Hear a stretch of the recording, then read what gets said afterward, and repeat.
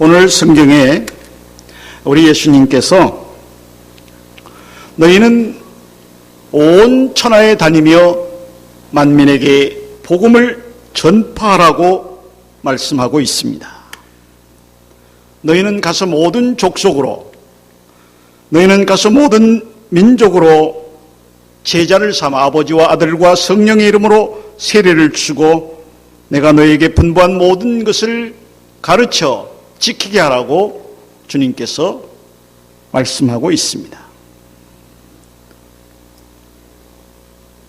성도 여러분, 오늘 우리가 이 말씀을 어떻게 받아야 됩니까?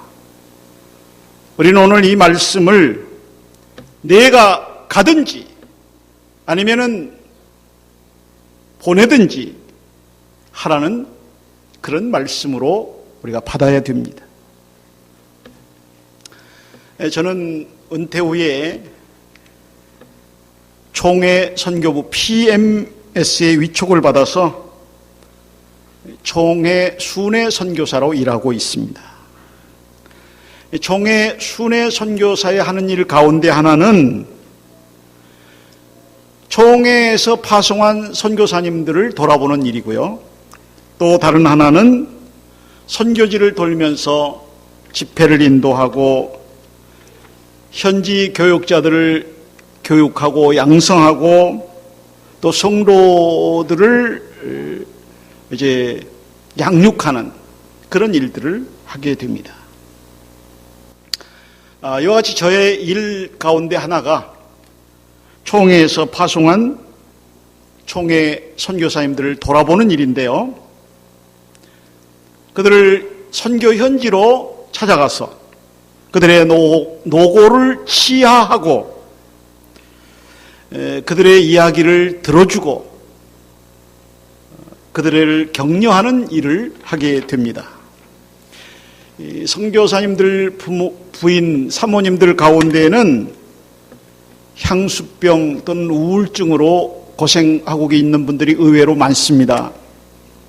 또 선교사님들의 그 자녀들도 열악한 환경 가운데서 교육이 매우 힘들고 또 현지에 적응하기도 쉽지 않고 또 가족들이 풍토병으로 고생하고 있는 이들이 많이 있는 것을 보게 됩니다. 그런가 하면은 총회 순회 선교사에 하는 일 가운데 하나는 현지 선교사님들이 선교 사역에 성실히 임하고 있는지에 대해서도 살펴보아야 합니다. 우리 교단의 일은 아닙니다만 실제로 어느 다른 교단에서 선교 현장에 이런 일이 있었습니다.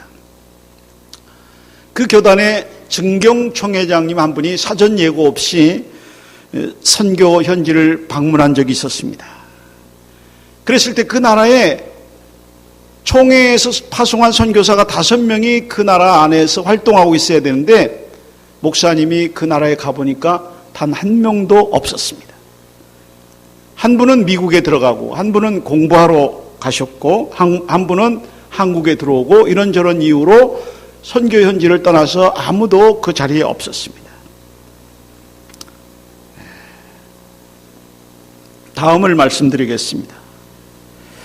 총회 순회 선교사의 활동비는 특별한 경우에만 여비의 절반 정도를 총회에서 후원해주고 나머지는 자비량으로, 그러니까 교회 또는 개인의 후원을 받아서 활동하도록 되어 있습니다. 은퇴 후에 저는 주로 동남아와 동북아를 중심으로 활동했습니다. 베트남, 캄보디아, 라오스 그리고 중국 등지에서 사역을 하였습니다. 금년 사역은 이렇게 끝이 났고요. 내년에는 2월 17일에 인도네시아 자카르타에서 있을 동남아 선교사 대회 참석을 시작으로 새 선교 사역을 시작하게 됩니다. 인도네시아에 가게 되면 주일에 우리 교회 부목사님 출신 이명호 목사님이 담임하고 있는 자카르타 사랑의 교회에서 주일 예배를 드릴 예정입니다. 혹시 자카르타에 같이 가실 성도님들이 계시면 미리 저한테 말씀을 해주시기를 바랍니다. 선교 현지에 가게 되면 정말 보람되고 재미있는 일들이 많습니다. 그리고 하나님이 함께 하시는 것을 체험하게 되고요. 어느 나라를 가든지 그리스도인들, 예수 믿는 사람들 만나면 다 통하고 친형제처럼 그렇게 느껴지고 반갑고 처음 보는 사람인데도 그렇게 친근감이 느껴지더라고요. 금년에 제가 다닌 교회들은 하나같이 다 사회주의, 공산주의 국가들이었습니다. 외국인은 일체 들어와서 복음을 전할 수 없도록 되어 있는 그런 나라들을 찾아갔습니다. 비자도 3개월밖에 안 됩니다. 3개월 되면 무조건 그 나라에서 나가야 됩니다. 선교사님들도 예외는 아니죠. 예. 중국의 경우 조선족들의 많은 수가 한국에 들어와서 일을 하면서 돈을 벌고 있기 때문에 중국 조선족 교회는 텅텅 비어가고 있었고요. 대신에 한족들, 중국인들 교회가 엄청나게 부흥이 되고 있었어요. 중국은 이제 수십 개의 소수민족이 전체 인구의 한 5% 정도를 차지하고요. 나머지 95% 이상은 전부 한족들, 한나라 한자, 한족들로 구성되어져 있습니다. 그런데 이 한족들이 그렇게 예수를 믿는 거예요. 복음의 열기가 지금 뜨겁습니다. 엄청나게 중국 교회가 부흥하고 있습니다. 예수 못 믿게 해도 지하교회가 막 늘어납니다. 현재 중국인 약 1억 명 정도가 예수를 믿고 있습니다. 그들은 성경을 너무너무 배우고 싶어 합니다. 그런데 가르쳐 줄 사람들이 부족합니다. 외국인들은 중국인들에게 성경을 가르치면 안 되게 되어 있기 때문에 자연히 숨어서 가르칠 수밖에 없습니다. 대개 임시신학교가 아파트 9층 제일 안전하다는 9층짜리 아파트 꼭대기층에서 신학교가 임시로 열리게 됩니다. 그런데 대도시의 아파트나 최근에 건축된 아파트는 모르겠습니다만은 대도시 안에도 그렇습니다. 전에 지어진 아파트는 전부 9층까지 엘리베이터가 놓여져 있지 않습니다. 그런데 올라가서 우리가 이제 강의를 해야 되는데 뭐 조금만 더 해주세요, 조금만 더 해주세요 그래가지고 뭐 아침부터 시작해서 저녁까지 해야 되는데 그 대접하겠다고 식사하러 나가자 그러면 걱정해요. 그것 저 아래층까지 내려갔다가 또 걸어서 올라가야 되고 근데 그게 한번 해보니까 그게 쉬운 일이 아니에요. 9층까지 걸어갔다 내려갔다 하는 게. 네.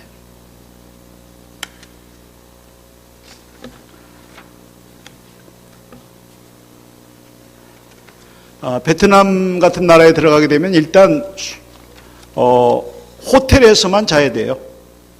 개인 집에 뭐 아는 집이 있다 그래서 개인 집에 들어가서 자다간 체포 대상이 되게 됩니다. 단 호텔비가 비싸지 않습니다. 우리나라 돈으로 한 2만 원, 2만 5천 원 정도인데 베트남은 이제 돈을 동이라고 그러거든요. 동 2만 5천 동, 5만 동. 그러면 하루 저녁 자는데 한 5만 동 베트남 돈으로 우리나라 돈으로 한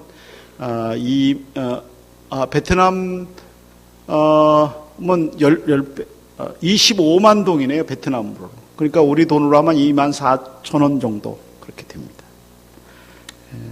근데 호텔에 투숙하면서 여권도 다 호텔에다가 맡겨야 돼요. 뺏어 버려요. 그게 그렇게 까다로운 사회주의 국가들이지만은 그리고 여러 가지 위험이 따르지만은 그만큼 보람도 있더라는 것입니다. 제일 보람된 일 가운데 하나는 북한 주민이 현재 북한에 살고 있는 사람이 제3국에 돈 벌러 나왔다가 제3국에서 예수님을 영접하고 우리에게 성경을 배우고 싶으니까 성경을 좀 가르쳐 달라고 했을 때 그들에게 성경 말씀을 가르쳐 주고 그들에게 세례를 주고 그들을 또 북한 지하교회의 지도자로 파송할 때 그런 때가 가장 보람이 있었습니다. 뭐 6개월, 1년 또는 1년 반 이렇게 성경 공부를 하고 북한으로 이제 들어가는 사람들 교육할 때 아주 보람이 있었습니다.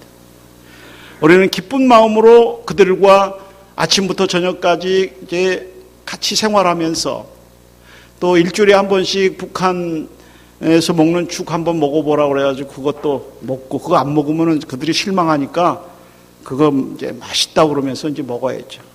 이 세상에서 제일 맛있는 음식이 배고플 때 먹는 음식이잖아요. 예. 그럼 사진 좀 보고 그 다음에 할까요? 북한 주민 교육한 거. 예. 교육하는 장면입니다. 예. 넘기세요. 싸게. 예. 예. 넘기세요. 예. 예. 공부하는 거예요. 세례 주는, 그거 조금 너무 빨리 요거 세례 주는 거예요. 예, 세례. 예. 예. 지금 선서하는 것도 나올 텐데, 이게 선서, 북한에 들어가서, 사역을 잘 감당하겠습니다. 지하교회 지도자로 사역을 잘 감당하겠습니다. 서약하는 겁니다. 안수기도, 안수하는 거고요. 예. 예. 예배 마치는, 예. 장면이 됐어요. 예. 지금 북한에는 6.25 전부터 조상대대로 예수 믿던 사람들이 지금도 숨어서 너덜너덜한 성경을 숨겨가면서 그렇게 예수 믿는 사람들이 있고요. 1990년대 이후에 해외에 돈 벌러 나갔다가 예수님을 만나서 이제 북한에 돌아가서 신앙생활하는 이렇게 두 부류의 지하교회 교인들이 있습니다. 이 가운데는 이제 기도를 어떻게 해야 되는지를 몰라가지고 아침마다 생수를 떠놓고 그 앞에서 기도하는 그런 사람들도 있기 때문에 어떻게 기도하고 어떻게 신앙생활을 해야 되는지를 가르쳐줄 사람이 필요하고 성경 말씀을 가르쳐줄 사람들이 필요하다고 해서 우리가 그들을 지금 협력하고 있습니다. 그들은 바로 배우고 싶다 그랬습니다. 지금 북한에는 한지 건너서 점쟁이들이 우죽술처럼 득실거리고 있어요. 교회가 없어지고 나니까 점쟁이들이 한지 건너서 점쟁이들이 있는 거예요. 돼지를 기를 수는 있는데 집 밖에서 기르다 보면은 다 집어가기 때문에 아파트 베란다에서 돼지들을 기르고 있습니다.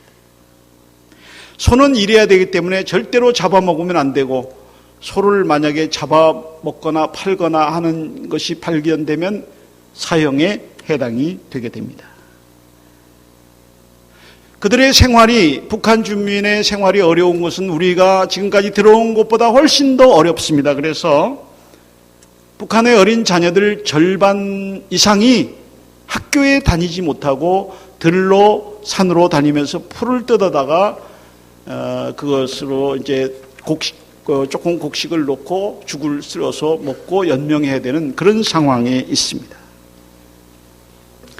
북한에는 여자가 남자보다 배는 많고요. 북한에는 이제 남자들을 그 가장을 세대주라고 부르는데 세대주들이 얼마나 큰 소리를 치면서 사는지 몰라요. 좋은 거 있으면 다 갖다 바쳐야 되고 뭐 하여튼 절대 여자들은 순종해야지 까불다가는 그냥 이렇게 나가라고 그런다고. 그리고 한국하고는 사정이 다르더라고요. 평양에서는 아무나 살 수 없고 지방에 사는 사람들은 절대로 평양에 이사 갈 수가 없고요. 북한 내에서도 이동하려고 그러면 어디 다른 지역에 가려면 허가를 받아야 다른 지역에 다녀올 수가 있습니다. 북한에서는 이제 간부들은 그들은 별도의 부류로 잘 산다고 그래요.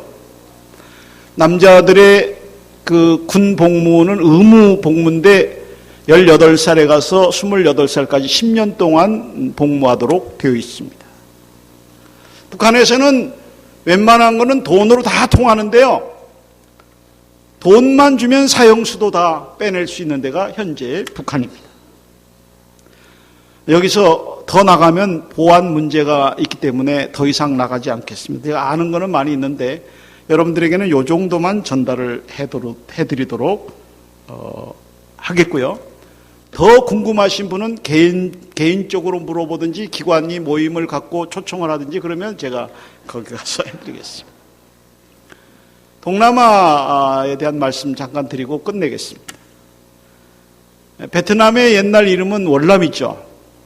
저도 베트남을 월남을 몇 번 갔다 왔는데 월남 갔다 온 사람들은 돈 주잖아요, 매달. 근데 나는 몇 번 갔다 왔는데도 돈 안 주더라고요. 정태영 집사님도 월남 갔다 왔죠. 한 2달 전에. 그러니까 돈 안 주죠. 옛날에 갔다 온 사람만 돈 주더라고요. 베트남 그러면은 오토바이가 홍수를 이루는 나라 아닙니까? 사진 좀 보고 그 다음에 설명하겠습니다. 오토바이가 그냥 자동차보다 더 많아요. 얼마나 많은지. 예. 넘기세요. 여기 베트남의 무슨 밭이요? 커피나무 밭이라니까요. 예. 넘기세요. 예. 넘기세요. 베트남에서 생산되는 커피, 우리나라 커피 소비량의 절반이 베트남에서 들어오는 거잖아요. 잘 아시죠? 예. 예. 베트남 교회에서 그 베트남 교회 사역자들을 길러내는 일. 글자 보입니까? 예. 넘기세요.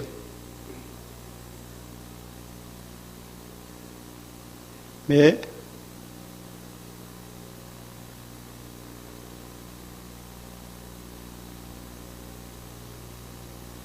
이거 다 나온 거예요?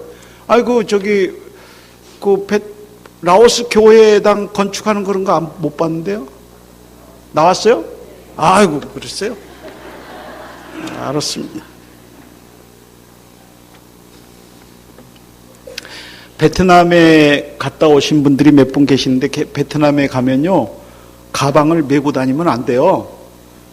오토바이 탄 사람들이 언제 날쌔게 채가기 때문에. 이한근 집사님 알죠? 예, 저랑 같이 갔었죠. 네. 그러니까 가방은 절대 메고 다니면 안 됩니다. 그 채갈 때 넘어지면 다쳐요. 그러니까 베트남에서는 그런 거 조심해야 되고요. 베트남에는 우리나라 말하고 비슷한 말들이 너무 많더라고요. 수십 가지 되는데 보관, 위험, 주의, 준비 다 우리 말하고 똑같아요. 근데 이제 우리는 실내였습니다 그랬는데 그 사람들은 실로이 그러고 동쪽은 그냥 동이에요. 겨울은 그냥 동이에요. 겨울 동자. 서쪽은 서예요. 중국에서는 동쪽이라고 할 때는 한문으로 동자 써놓고 뚱 그렇게 읽잖아요. 근데 베트남에서 그냥 동 그렇게 읽어요. 예. 베트남, 캄보디아, 라오스 할 것 없이 우상 숭배로 가득한 나라들입니다. 건물마다 집집마다 입구에다 전부 우상단지 조상 섬기는 거 불 켜놓고 향 피워놓고 그냥 너무 역겨워요. 1년 내내 더운 나라들이기 때문에 이모작은 기본이고요. 벼농사를 1년에 2번은 기본이고 3번까지도 할 수 있는 나라들이 바로 이런 나라들인데 굉장히 못 살아요. 자원도 엄청나게 많아요. 석유도 나고요. 그런데 못 사는 이유는 지독하게 우상을 섬기고 있기 때문에 하나님이 그들에게 복을 주시지 않기 때문이라 그렇게 생각해요. 북한도 마찬가지잖아요. 1968년까지 남한보다 북한이 더 잘 살았는데 지금은 북한 저렇게 굶고 있잖아요. 뭘 심어도 안 되고 저주받은 땅이 돼버렸습니다. 예수 믿는 사람들 죽이고 한 집 건너 점쟁이고 무당들이고 그러니까 하나님이 복을 주시겠어요. 베트남도 그렇고 캄보디아도 그렇고 라오스도 그렇고 한국에서 판 중고차들이 얼마나 많이 거리를 다니는지 거기 구파발에서 서울역 간다고 써놓은 거 그대로 붙여놓고 다니더라고요. 삼성, LG 간판은 뭐 우리나라 온 건가 여기가 그럴 정도로 많고요. 캄보디아 가니까 비행기 입국장에서부터 뭐 그거 이거 잘못 썼다고 뭐 입국 서류 뭐 그 신고서 잘못 썼다고 하나 고쳐주고는 $5, $2 그러면서 그 입국장에서 또 돈 받고 그거 돈 주면 얼른 들어가라고 그러고 덜 썼는데도 들어가라고 그러고. 라오스는 거리가 비교적 깨끗하고 사람들의 인심도 좋았어요. 그리고 한국에 대해서도 좋은 인상을 가지고 있고 분명히 라오스 캄보디아 텔레비전인데 저녁에 틀어보면 한국의 드라마가 막 나오는 그 사람들이 한국 드라마를 그렇게 좋아하더라고요. 베트남의 경우 복음화율이 약 1.5% 정도 되고요. 캄보디아와 라오스는 기독교인 수가 1%도 안 됩니다. 그러니까 100명 중에 1명도 안 믿는 거죠. 그런 가운데서 예수 믿는 사람들을 거기서 만나게 되면 얼마나 반가운지요. 친형제처럼 그렇게 느껴지고 말은 통하지 않아도 다 그냥 마음이 통했습니다. 그런데 그 사람들은 엄청난 핍박 가운데서 예수를 믿고 있어요. 우리는 예수 믿는 게 너무 자연스럽잖아요. 자유스럽고. 라오스 방빙에 있는 캄사이 전도사 시운 7살인데 이분은 3번 감옥에 갔다 오셨는데 처음에는 석 달, 두 번째는 일주일, 세 번째는 1년을 감옥에 갇혀 있었는데 매를 너무 맞아가지고 병신되고 죽을 뻔했어요. 그런데 이번에 하나님의 은혜로 예배당을 건축할 수 있게 된 거예요. 아까 사진 보여준 그 예배당이 그 캄사이 전도사님이 지금 짓고 있는 그 예배당인데 자녀도 많이 낳더라고요. 15을 낳았는데 지금 몇 명 남아있습니까? 그러니까 10명 죽고 5명 남아있다고 그러더라고요. 그쪽에서는 자녀들을 그냥 많이 낳더라고요. 근데 많이 죽어요. 반도 살아남기 어렵더라고요. 베트남의 82세 된 어느 목사님은 60년 동안 예배당 짓게 해달라고 기도했는데 하나님이 허락하지 않아서 아직도 못 짓고 있습니다. 그런데 우리를 보고 얼마나 반가웠는데 그 베트남, 캄보디아, 라오스에 16개 예배당을 지어준 신충호 선교사님이 저랑 같이 갔어요. 하나님이 이쪽에 가기로 계획한 게 틀어져가지고 바꿔가지고 그걸로 갔는데 그분을 만나게 된 거예요. 60년을 기도했다는 거예요. 82세 되신 분이. 근데 이 베트남이나 캄보디아나 라오스는요, 더운 나라니까 나무로도 짓고 부록으로도 짓는데 400만 원 정도 들어도 지을 수 있고 잘 지면 한 2천만 원 들어요. 그러니까 한국에서 개인도 교회도 하나씩 짓겠다고 그러면은 하나씩 지어주는데 그 82세 된 할아버지 목사님에게 그러면 다음에 한국에서 누가 예배당 짓고 싶다 그러면 어느 교회에서나 개인이 하면은 이 교회를 지어드리겠습니다. 그러고 약속하고 왔는데 그 교회도 예배당 짓게 될 줄로 믿습니다.